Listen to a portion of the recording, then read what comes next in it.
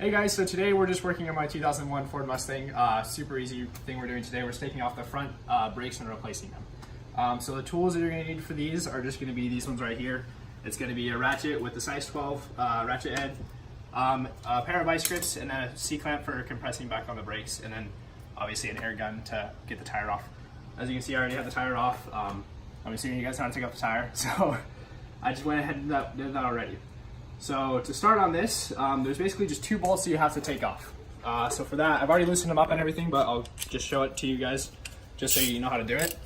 So there's gonna be a bolt right here on top, and then there's gonna be a bolt down here on the bottom. They're both, as I said, they're already loose.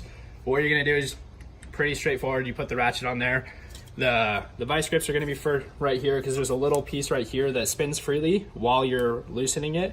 And so you just grab onto it with that. I think you can also use a 16mm wrench, but I just decided this would be a little bit easier.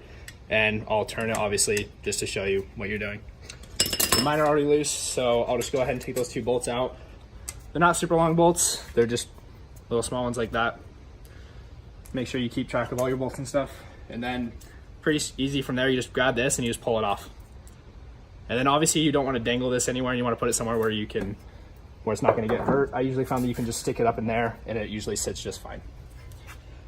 So then these, straightforward, you just grab the brake pads right here and you're just going to pull them out.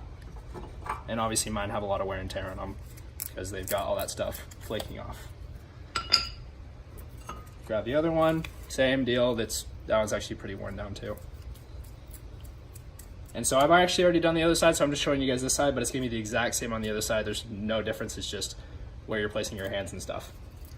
And so from there, all you have to do is you just have to take your C-clamp, and I like to use the old brake pad, and you literally just set it on top of here, like so.